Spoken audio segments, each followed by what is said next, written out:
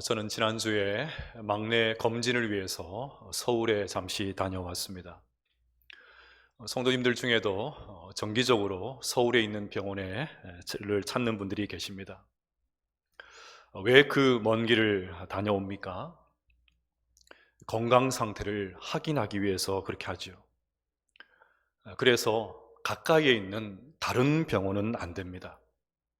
수술을 받고 오랫동안 자신을 진료한 그 의사의 말을 듣기 위해서 그 수고를 마다하지 않습니다. 그러고 보면 말의 내용보다 누가 그 말을 하는가, 누가 그 말을 하는가, 그것이 더 중요한 것 같습니다. 오늘 말씀도 마찬가지입니다. 주님은 본론에 들어가기 전에 자신의 모습을 살짝 보여주십니다. 이제 본격적으로 말씀을 하시는 이분이 누구신지를 보여주고 계십니다. 그러면 잠시 우리 예수님의 모습을 한번 상상해 보시기를 바랍니다. 예수님 하면 어떤 모습이 제일 먼저 떠오르십니까? 아마 많은 분들이 로마 군인들에게 매질을 당하고 십자가를 지고 골고다로 올라가시는 그 모습, 십자가상에서 절규하시는 그런 예수님의 모습을 떠올리실 것입니다. 그런데 오늘 본문에 나오는 예수님의 모습은 우리의 생각과는 너무나도 다릅니다. 13절에서 요한은 인자 같은 일을 봤다, 그렇게 기록합니다. 여기서 인자는 예수님이십니다. 그러면 요한은 그냥 인자를 봤다, 예수님을 봤다, 예수 그리스도를 봤다, 그렇게 써야 합니다. 그런데 요한은 인자 같으니, 예수님 같은 분을 봤다, 예수 그리스도와 같은 비슷한 분을 봤다, 그렇게 기록을 합니다. 요한이 왜 이럽니까? 나이가 90이 넘어서 시력이 나빠서 그럴까요? 반모섬에서 너무 많은 일을 했기 때문에 기력이 빠져서 그럴까요? 그렇지가 않습니다. 요한이 그 전에 봤던 예수님과 너무나도 달랐기 때문입니다. 그때와는 비교도 할 수 없는 영광스러운 모습으로 주님이 나타나셨기 때문입니다. 자, 그러면 요한조차 제대로 알아볼 수 없었던 예수님의 모습을 한번 읽어보도록 하겠습니다. 우리 13절부터 16절까지 말씀 다 같이 읽어보겠습니다. 시작. 촛대 사이에 인자 같은 이가 발에 끌리는 옷을 입고 가슴에 금띠를 띠고 그의 머리와 털의 희기가 흰 양털 같고 눈 같으며 그의 눈은 불꽃 같고 그의 발은 풀무불에 달리는 빛난 주석 같고 그의 음성은 많은 물소리와 같으며 그의 오른손에 7별이 있고 그의 입에서 좌우에 날선 검이 나오고 그 얼굴은 해가 힘있게 비치는 것 같더라. 아멘. 요한은 제일 먼저 예수님의 옷을 보았습니다. 왜냐하면 당시에는 옷이 그 사람의 신분을 나타냈기 때문입니다. 예수님은 발에 끌리는 옷을 입고 계십니다. 제사장 복장입니다. 이것이 무엇을 의미할까요? 예수님은 지금도 우리의 영원한 대제사장이 되셔서 우리를 중보하고 계신다는 말입니다. 또 가슴에 금띠를 띄었습니다. 왕의 복장입니다. 즉 예수님은 왕이시기 때문에 지금도 온 우주와 역사를 주관하고 계신다는 말입니다. 그러니 지금 당장 눈에 보이는 인간 왕 로마 황제에게 기죽지 말라는 말입니다. 다음으로 예수님의 머리카락은 양털과 눈과 같이 백발입니다. 이 구절은 다니엘서 7장 9절을 배경으로 합니다. 내가 보니 왕자가 놓이고 옛적부터 항상 계신 이가 좌정하셨는데 그의 옷은 희기가 눈 같고 그의 머리털은 깨끗한 양의 털 같고 그의 보좌는 불꽃이요 그의 바퀴는 타오르는 불이며. 여기에 옛적부터 항상 계신 이는 하나님이십니다. 고대 근동에서는 존경받을 만한 인물, 그 사람을 지칭할 때 항상 백발로 표현했습니다. 따라서 하나님의 지혜로우신 하나님을 백발로 표현한 것입니다. 근데 그 표현이 예수님에게 그대로 적용되고 있습니다. 따라서 예수님의 머리카락이 백발이라는 말은 예수님의 지혜가 충만하시고 하나님과 똑같은 분, 하나님과 동등된 분이다, 그런 뜻입니다. 또 예수님의 눈은 불꽃 같습니다. 이것은 좀 이해하기 쉽지요. 예수님은 모든 것을 다 꿰뚫어 보십니다. 예수님 앞에 숨길 수 있는 것 없습니다. 사람의 눈은 적당히 속일 수도 있습니다. 그러나 주님의 눈은 속일 수가 없습니다. 10길 물속은 알아도 한 길 사람 속은 모른다. 그 속담은 어디까지나 우리에게 해당되는 것이고 주님께는 해당되지 않습니다. 주님 앞에 서면 다 드러납니다. 왜 불꽃 같은 예수님의 눈이 중요할까요? 1세기 성도들이 날마다 당하고 있는 그 고난, 그 어려움, 주님께서 다 보고 알고 계신다는 말입니다. 끝까지 믿음을 지키고 있는 성도들, 불꽃 같은 눈으로 주님께서 끝까지 지켜보신다는 말입니다. 이것만이 아니지요. 성도들을 핍박하고 교회를 박해하는 사람들, 그 사람들이 누구인지 불꽃 같은 눈으로 주님께서 정확하게 보고 계신다는 말입니다. 그 불꽃 같은 눈을 가지신 주님께서 교회를 핍박하는 자들을 반드시 철저하게 정확하게 심판하시겠다, 그 말입니다. 또 예수님의 발은 풀무불에 단련한 빛난 주석 같습니다. 여러분, 풀무불 하면 생각나는 성경이 있지요. 뭐입니까? 다니엘서가 생각이 나지요. 사드락, 메삭, 아벳느고가 들어갔던 풀무불이 생각이 납니다. 아마 1세기 성도들은 이 주님의 음성을 들으면서 자신들도 고난의 풀무를 경험하고 있다, 우리도 고난의 풀무 가운데 던져져 있다, 그런 생각을 했을 것입니다. 그런데 예수님도 이미 고난의 풀무를 경험하셨습니다. 예수님은 십자가를 맨발로 지셨고 발에 못이 박히기도 하셨습니다. 그런데 보십시오.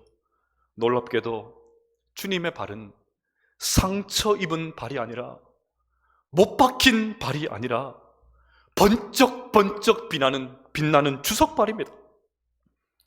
이것이 1세기 성도들에게 어떤 의미로 다가왔을까요? 저는 하나님께서 이렇게 말씀하시는 것처럼 느껴졌습니다. 먼저 풀무불을 통과했던 믿음의 선배들 한번 떠올려봐라. 믿음 때문에 고난당한 것은 너희들이 처음이 아니야. 사자굴에 풀무불에 던져졌지만 끝까지 믿음을 지킨 그들을 생각해야 돼. 내가 그들을 붙잡아 주었지 않니? 나의 발을 받아. 더 이상 상처 입은 발이 아니라 번쩍번쩍 빛나는 영광스러운 발이다. 이것만이 아닙니다. 구약 성경에서 주석은 심판을 상징합니다. 따라서 주님이 빛난 주석발을 가지고 계셨다는 말은 교회를 핍박하는 사탄의 세력들을 발로 밟으시겠다는 말입니다. 주님께서 그 원수를 밟으시고 우리를 구원하시기 위해서 달려오고 계신다는 말입니다. 십자가에 못 박힐 때는 상처난 발이었지만 장차 심판의 주로 오실 때는 세상을 심판할 강력한 발, 그 발로 오시겠다, 그 말이죠. 또 예수님의 음성은 많은 물소리와 같습니다. 사람들이 아무리 소리를 질러도 물소리를 이길 수가 없습니다. 그래서 판소리를 하는 사람들은 폭포 밑에 들어가서 창 연습을 한다고 하지 않습니까? 저는 1초에 7천만 톤의 물이 떨어진다고 하는 나야가라 폭포에 가본 적이 있습니다. 배를 타고 폭포 가까이에 가는데 고막이 먹먹해질 정도로 거대했습니다. 옆에 사람들이 막 소리를 지르도 아무런 소리가 들리질 않습니다. 예수님의 음성이 그렇다는 것입니다. 예수님께서 말씀하시면 다른 소리는 의미가 없습니다. 떠들어봐야 입만 아픕니다. 따라서 많은 물소리를 같은 음성은 주님의 영광, 주님의 위엄을 나타내는 것입니다. 다음은 예수님의 입입니다. 예수님의 입에서는 좌우에 날선 검이 나옵니다. 여기서 검은 말씀의 검입니다. 마지막 날 우리 주님은 말씀의 검으로 악한 세력들을 심판하실 것입니다. 혹시나 한쪽에만 검이 나오면 여행이 피할지도 모릅니다. 그래서 왼쪽 오른쪽 좌우에 날선 검입니다. 그러니 주님의 심판을 피할 수 있는 사람 아무도 없습니다. 끝으로 예수님은 해같이 빛나는 얼굴을 갖고 계십니다.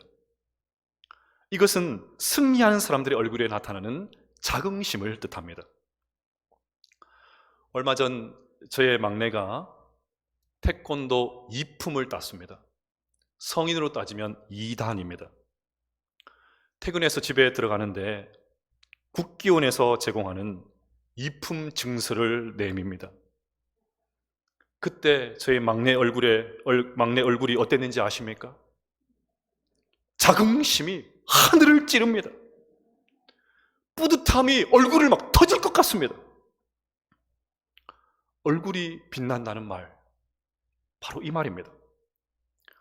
여러분, 지금 1세기 성도들의 얼굴을 한번 떠올려 보십시오. 빛나는 얼굴이 아니지요. 아마 그들의 얼굴은 걱정과 근심으로 깊은 주름이 패어 있었을 것입니다. 생기라고는 찾아볼 수 없는 푸석한 얼굴이었을 것입니다. 마음껏 웃어본 적이 언제인지 기억조차도 할 수 없는 아주 경직된 얼굴이었을 것입니다. 그런데 주님은 그들에게 해같이 빛나는 당신의 얼굴을 보여주십니다. 놀리는 것이 아닙니다. 너희들 얼굴이 그것이 뭐니? 놀리는 것이 아닙니다. 마지막 날 주님을 따르는 모든 성도들의 얼굴이 이렇게 해와 같이 빛나게 될 것이다. 그것을 보여주신 것입니다. 이것이 요한이 본 예수님의 모습입니다. 여기서 저는 우리 신앙생활에 중요한 원리 하나를 발견하게 됩니다. 요한계시록은 요한이 환상을 본 것으로 이루어져 있습니다. 그래서 요한은 제일 먼저 예수님의 모습을 환상으로 보았습니다. 다른 어떤 것이 아니라 예수님의 모습을 환상으로 보았습니다.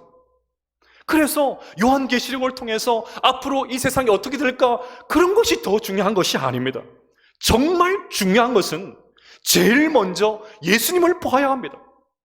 예수님을 만나야 합니다. 영광스러운 예수님의 모습을 붙들어야 합니다. 엄밀히 말해서 우리 모두는 믿음으로 박해를 당하고 있는 1세기 성도들과는 다릅니다. 오히려 너무 풍족해서, 너무 편안해서 당하는 유혹과 시험이 훨씬 더 많은 것 같습니다. 하지만 우리의 삶에도 수많은 질문들이 생기는 다양한 고난들이 있습니다. 몸이 약해서 병들어서, 경제적으로는 어려움으로, 관계의 고통으로, 또 극심한 육체적인 정신적인 장애로 인한 고난들이 우리에게 있습니다. 코로나 때문에 힘든 시간을 보내는 분들이 또 얼마나 많습니까? 이런 우리들이 오늘 말씀을 통해서 예수님을 새롭게 만나게 되시기를 축복합니다. 주변 환경 바라보기 전에 제일 먼저 영광스러운 주님을 볼 수 있기를 바랍니다. 그리하여 우리에게 주어진 믿음의 길들을 끝까지 힘차게 달려갈 수 있는 모든 성도들 되시기를 주님의 이름으로 축복합니다. 자, 그러면 결론적으로 영광스러운 주님을 보는 사람은 어떻게 살아야 될까요? 첫째로, 주일에 주님의 음성을 들어야 합니다. 계시록을 쓰고 있는 요한은 9절에 나오는 것처럼 밤모섬에서 유배 생활을 하고 있습니다. 4세기 역사가 유세비우스는 요한은 18개월 동안 채석장에서 돌을 캐는 작업을 했다, 그렇게 기록하고 있습니다. 예수님의 제자이고 예수님의 어머니를 수십 년 동안이나 돌봤던 그런 요한이니까 큰 상을 받을 만도 한데, 그에게 돌아온 것은 중노동입니다. 90이 넘는 그 노사도가 이제 좀 은퇴해서 편안한 여생을 보낼 만도 한데 그는 끝까지 환난을 겪고 있습니다. 그런데 이 삭막한 유배지에서 요한은 계시를 받습니다. 주님의 음성을 듣습니다. 자신에게 이런 일이 일어날지 꿈이라도 꿨겠습니까? 모든 것이 끝난 것 같은 광야가 하나님을 만나는 특별한 장소가 되었습니다. 이때 들은 주님의 말씀이 요한을 살렸습니다. 이제 반모에서 쓸쓸하게 이렇게 생을 마감하겠구나 그런 생각을 했는데 요한이 주님의 말씀을 붙잡고 마지막까지 불꽃 같은 인생을 살았습니다. 이것만이 아니지요. 요한이 전해준 주님의 말씀을 듣고 1세기 성도들이, 그 흔들리는 성도들이 살아났습니다.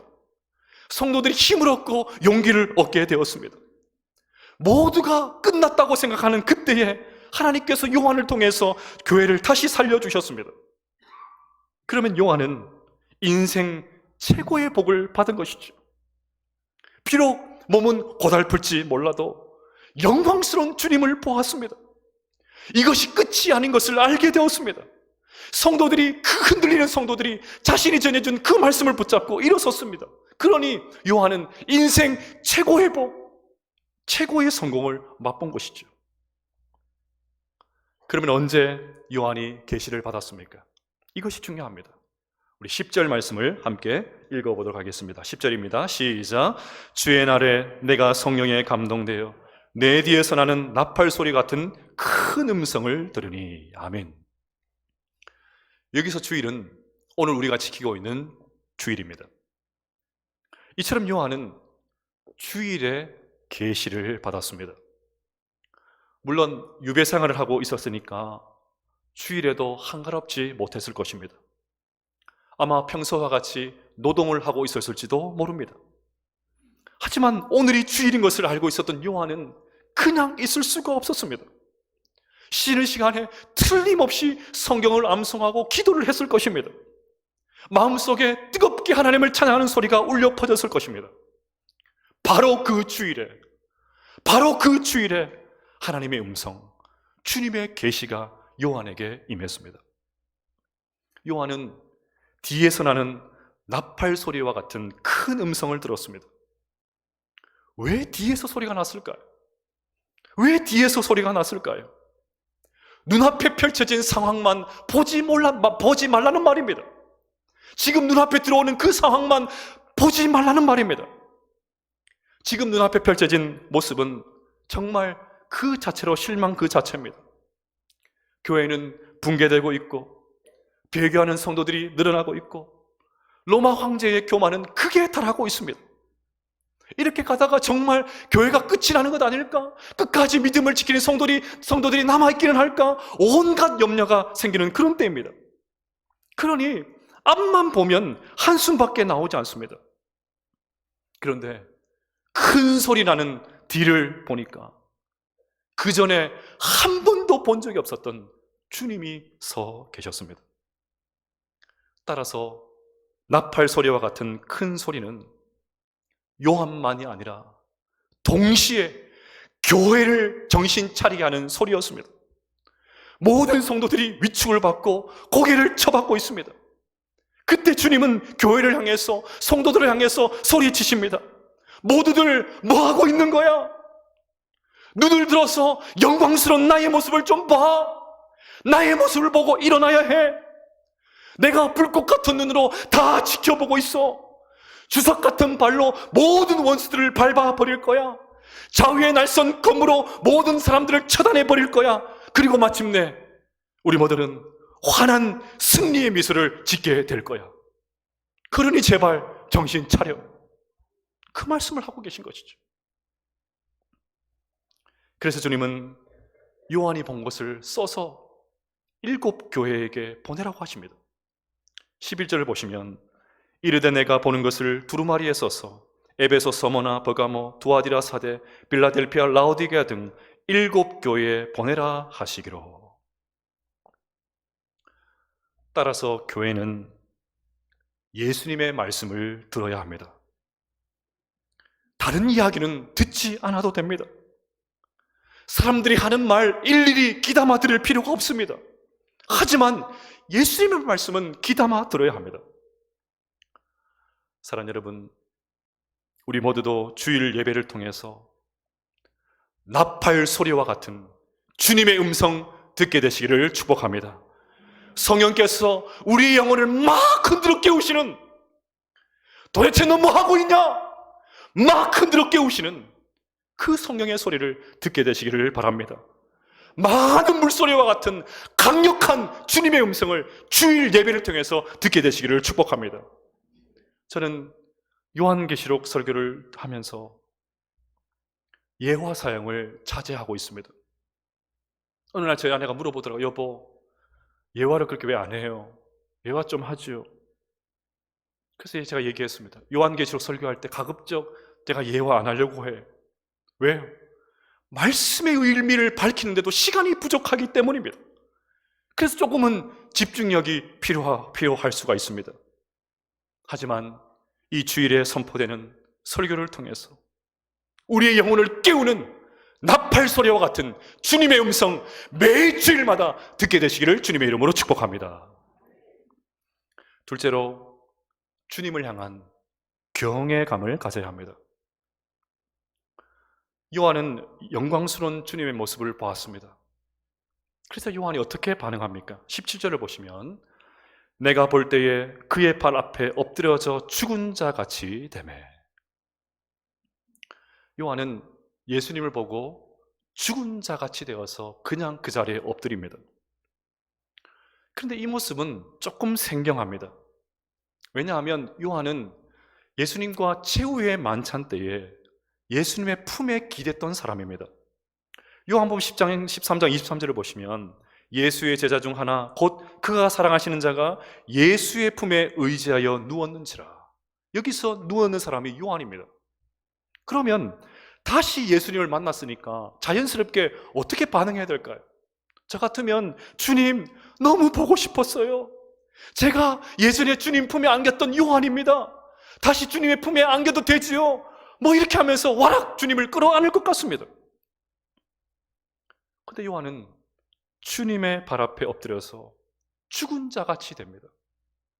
찍소리 안 하고 그냥 낙작 엎드립니다. 60년 만에 예수님을 다시 만나서 너무 낯설어서 그런 것이 아닙니다.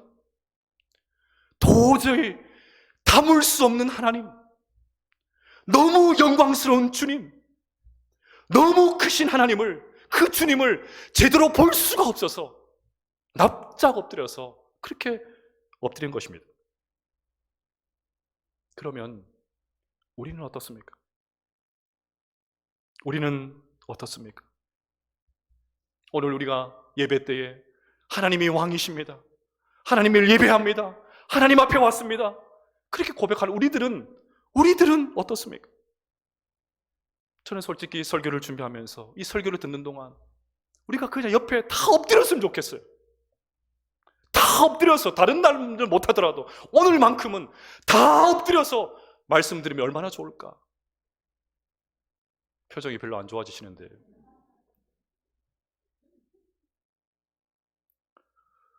여러분, 때로는 우리도 예수님을 무서워할 줄 알아야 합니다. 예수님 생각하면 그냥 무서워서 벌벌 떨어야 된다, 그런 말이 아닙니다. 고개도 못 들고 눈을 피해야 된다, 그런 말도 더더욱 아닙니다. 신앙생활이 너무 익숙해져서, 교회를 다닌 지 너무 오래되어서 타성해졌지는 않았는지, 내 편한 대로 생각하고 그렇게 예배하고 있지는 않는지, 마치 주님이 없는 것처럼, 주님은 안중에도 없이 그렇게 교회 안에서조차 부주의하게 행동하고 있지는 않은지, 그것을 돌아보자는 것입니다.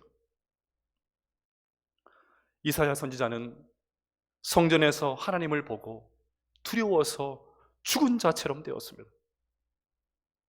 바울도 다메섹에서 영광스러운 주님의 빛을 보고 죽은 자처럼 엎드렸습니다. 예수님을 만난 베드로는 저는 죄인입니다, 저를 떠나세요, 제발 떠나세요, 그렇게 고백했습니다. 이런 측면에서 우리 모두 다 회개해야 합니다.